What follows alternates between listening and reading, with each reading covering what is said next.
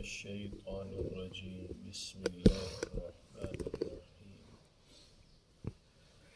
ووصى بها إبراهيم بنيه ويعقوب يا بني إن الله اصطفى لكم الدين فلا تموتن إلا وأنتم مسلمون صدق اللہ العظیم۔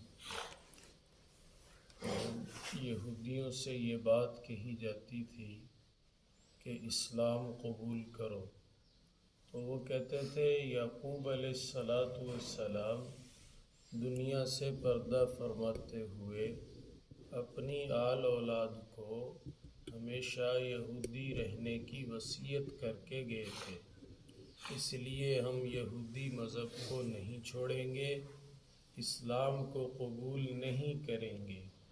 حالانکہ یہ ایک سراسر جھوٹ تھا، یعقوب علیہ السلام کی پاک ذات پہ ایک بہتان تھا۔ اللہ رب العزت نے اس کی حقیقت کو اس آیت مبارکہ میں بیان کیا ہے۔ وَوَصَّى بِهَا إِبْرَاهِيمُ بَنِيهِ وَيَعْقُوبُ، اسی دین کی وصیت کی ابراہیم علیہ السلام نے اپنی اولاد کو، اور اسی دین کی وصیت کی اپنی آل اولاد کو حضرت یعقوب علیہ السلام نے۔ حضرت ابراہیم علیہ السلام نے بھی اپنی آل اولاد کو توحید کی وصیت کی، یعقوب علیہ السلام نے بھی اسی کی۔ آگے فرمایا ان کی وصیت کے الفاظ یہ تھے، یا بنی، اے میرے بیٹو، ان اللہ اصطفیٰ لکم الدین، اللہ جل جلالہ نے تمہارے لیے دین کو چنا ہے، یہودیت کو نہیں، کس کو؟ دین کو چنا ہے۔ فلا تموتن الا وانتم مسلمون، تمہیں ہرگز موت نہ آئے مگر اس حال میں کہ تم اللہ کی مان کر چلنے والے ہو، مسلم ہو، اطاعت و فرما برداری والے ہو، اس حال میں تمہیں موت آنی چاہیے۔ یہ وصیت تھی حضرت ابراہیم اور حضرت یعقوب علیہ السلام کی، کن کے نام؟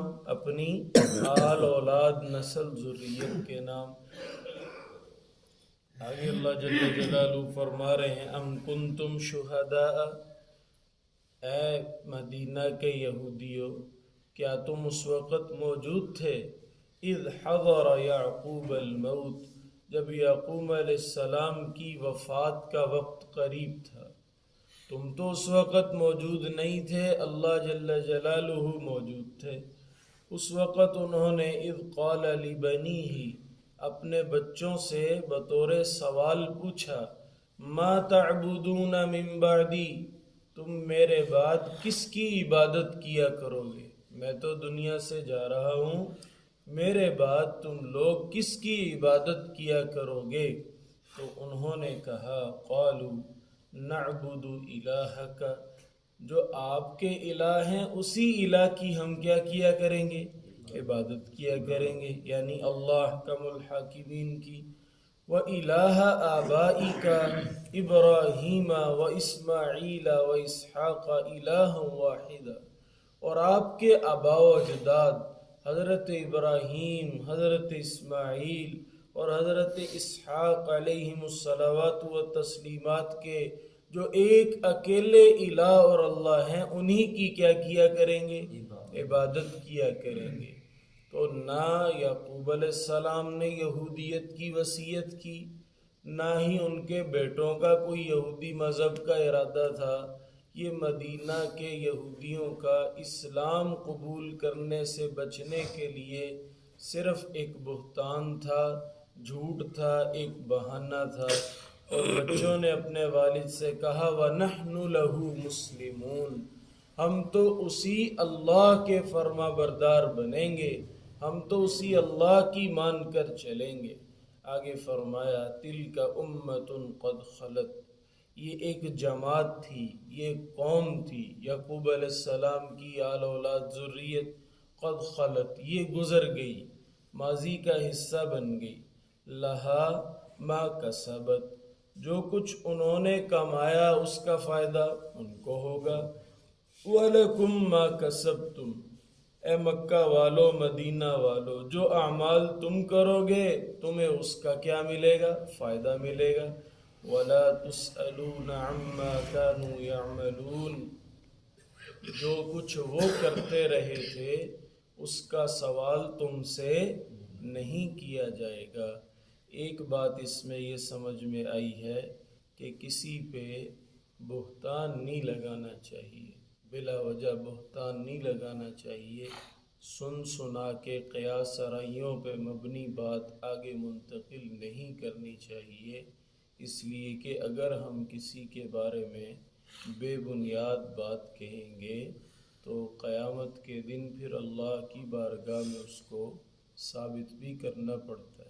بعض دفعہ کوئی چیز میڈیا پہ بھی بے بنیاد چل جاتی ہے، ہم خبر سن کے آگے چلا دیتے ہیں، پھر چند دن کے بعد جب اس خبر کا جھوٹ ہونا ثابت ہو جاتا ہے تو میڈیا والے دوبارہ نہیں پھر اس کو چلاتے، دوبارہ نہیں چلاتے، وہ اس خبر کو اب پرانا کر چکے ہوتے ہیں اور وہ خبر جھوٹ ثابت ہو چکی ہوتی ہے، اور ہم اس پروپیگنڈے کا حصہ بن کے آگے سے آگے اس بات کو پہنچا چکے ہوتے ہیں، جبکہ حقیقت حال کچھ اور ہوتی ہے۔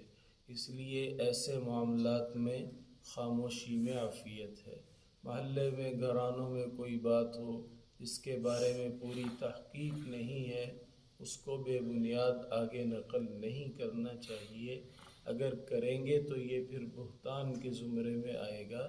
اگر وہ بندہ پاک صاف ہوا، اس نے وہ غلطی نہ کی ہوئی، وہ خبر حقیقت میں مبنی نہ ہوئی تو ہم اللہ کی بارگاہ میں مجرم بنیں گے۔ اس لیے بہتان سے اپنے آپ کو بچانا، زبان کے بہت سے گناہوں میں سے ایک گناہ کسی پہ جھوٹا بہتان باندھنا بھی ہے۔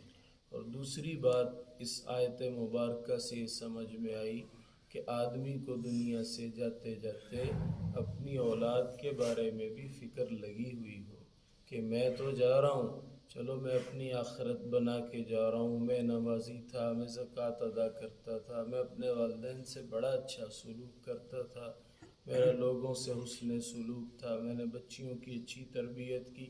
اپنے اعمال تو آدمی کو پتہ ہے کہ میں اپنی آخرت کے لحاظ سے اچھے عمل کر کے جا رہا ہوں، لیکن یہ بات سوچنے کی آخری لمحے تک ہے کہ اولاد کو کس طریقے پہ چھوڑ کے جا رہا ہوں، اولاد کس طرح کی زندگی گزارے گی۔ یعقوب علیہ السلام نے پوچھ لیا ہے اپنے بچوں سے، ما تعبدون من بعدی، میرے بعد کیا کرو گے، کس کی عبادت کرو گے؟ تو اس بات کی بڑی ہمت، کوشش اور فکر کرنی چاہیے۔ اب ایک صاحب سے ملاقات پرسوں چوتھ کی بات ہے ہوئی، ہم نے ان سے پوچھا آپ کہاں رہتے ہیں؟ کہتے وہاں۔ میں نے کہا آپ کے قریب مسجد کون سی ہے؟ کہتے مسجد تو میں کبھی نہیں گیا، مسجد تو میں کبھی نہیں گیا۔ اور وہ حافظ قرآن تھے۔ پھر اس کے بعد بتانے لگے کہ باتوں باتوں میں میرے دادا کی کبھی تہجد نہیں رہی، دادا کی تہجد نہیں رہتی تھی، والد کی نماز نہیں رہتی تھی، اور بچہ اس کے بھائی بتا رہے تھے یہ عید بھی کبھی کبھار نہ گول مول کر جاتا ہے، جمعہ عید بھی چھوڑ دیتا ہے۔ تو جب آگے بھائیوں فکر منتقل نہیں ہوگی، اب دیکھا جائے ہماری دوسری تیسری پیڑھی اوپر ان کی قرآن پاک کی تلاوت کے کیا حالات تھے، ان کی نمازوں تہجد کے کیا حالات تھے، کیسی زندگی گزارنے والے تھے۔ اور اگر دن بدن انحطاط آ رہا ہے، نیچے بیٹا ان سے عمل میں کم، پوتا ان سے عمل میں کم، تو بھائیو یہ سوچنے کی بات ہے کہ اب نئی نسل کس رخ پہ جا رہی ہے، آگے آنے والی امت، آگے آنے والی ہماری ذریت کس ڈگر پہ چل رہی ہے۔ تو اس کے لیے بڑی دعاؤں کی ضرورت ہے، بڑی فکر کی ضرورت ہے، بڑی تربیت کی ضرورت ہے۔ اللہ رب العزت سے ہم رمضان المبارک کے پاک لمحات میں بھی مانگیں گے کہ اللہ رب العزت ہماری اولادوں کو بھی ہمیشہ مساجد سے وابستہ رکھیں، قرآن پاک سے وابستہ رکھیں۔ ایک پرنسپل سے ہماری ملاقات ہوئی تو اس کے ٹیبل پہ قرآن پاک پڑا ہوا تھا، مجھے بہت خوشی ہوئی اس بات کی۔ میں نے ان سے کہا کہ جب تک یہ قرآن پاک یہاں پڑا ہے آپ اس کو پڑھتے رہیں گے، آپ اس کو سمجھتے رہیں گے تو یہ ہم کبھی بھی گمراہی میں نہیں جائیں گے، اور اس کا آپ جو بچوں کی تربیت کریں گے اس میں بھی اس کا اثر ہوگا۔ اللہ جل جلالہ ایسا چاہ لیں کہ ہمارے ہر ادارے میں، ہر شعبے میں قرآن پاک سے ایسا تعلق بن جائے۔ ہمارے ایک جاننے والے ہیں، کہتے ہیں ہم نے میاں بیوی نے دونوں نے اینک بنوائی ہے۔ میں نے کہا اینک بنوانے کی کیا ضرورت پیش آئی؟ تو کہنے لگے ہم تہجد میں دونوں میاں بیوی ترجمے والا قرآن پاک پڑھتے ہیں، وہ دیکھنے میں ذرا مشکل پیش آتی ہے، اس لیے ہم اینک بنوا کے لائیں۔ 2 نمبر 2.5 نمبر دونوں کو اینک لگی ہے۔ اب ہمیں تہجد میں تلاوت قرآن کے وقت الفاظ صحیح نظر آتے ہیں۔ آپ کو پتہ ہے عربی کے الفاظ ترجمے والے قرآن پاک پہ بڑے لکھے ہوتے ہیں، اردو والے چھوٹے چھوٹے لکھے ہوتے ہیں، باریک لائن۔ کہتے ہیں یہ دیکھنے میں مشکل ہوتی تھی۔ پھر اس کے بعد کہنے لگے میں نے منڈی جانا ہوتا ہے، وگرنہ قرآن پاک ایسی چیز ہے کہ جب میں اس کو تہجد سے پڑھنا شروع کرتا ہوں مجھے ایسی روح کو لذت ملتی ہے، چھوڑنے کو جی نہیں چاہتا۔ اپنی مصروفیت میں جانا ہوتا ہے، مجبوراً چھوڑ کے جاتے ہیں، ورنہ قرآن پاک کہتا ہے کہ مجھے پڑھتے چلے جائیں۔ ان کے ہاں اولاد نہیں تھی، کہتے میں شروع زندگی ازدواجی زندگی میں بہت پریشان رہا کہ میرے ہاں اولاد نہیں ہے، پھر جب سے میں نے ترجمہ قرآن پاک کو پڑھنا شروع کیا مجھے اپنے غم بھول ہی گئے۔ اب اللہ سے بات کرتے ہیں، اللہ کی کلام کو ہم دونوں میاں بیوی پڑھتے ہیں، پرسکون زندگی گزارتے ہیں۔ تو بھائیو جیسے ہمارے بڑوں کا قرآن پاک سے ایک رشتہ تھا، قرآن پاک سے ایک تعلق تھا، آپ میں سے سارے حضرات اپنی والدہ والد کے بارے میں، دادا دادی کے بارے میں سوچیں کہ وہ کس طرح عبادت کرنے والے تھے، تلاوت کرنے والے تھے، کس طرح ان کے اندر حیا تھی، بڑوں کی دید تھی۔ تو یہ ساری چیزیں ہم کوشش کریں کہ ہمارے ہاتھ سے بھی نہ جائیں، ہمارے گھر کے ماحول میں بھی یہ چیزیں ہوں۔ اللہ رب العزت ہم سب کو اپنے دین عالی شان سے بڑی ہی محبت و وابستگی نصیب فرمائے۔ اللہم انت السلام ومنک السلام، تبارکت ربنا وتعالیت یا ذا الجلال والاکرام۔ اللہم ارنا الحق حقا وارزقنا اتباعه، وارنا الباطل باطلا وارزقنا اجتنابه، واهدنا الى سواء السبيل۔ حسبنا الله ونعم الوكيل، نعم المولى ونعم النصير۔ سبحان الله وبحمده، سبحان الله العظيم۔ اللهم اكفنا بحلالك عن حرامك، واغننا بفضلك عمن سواك۔ صلى الله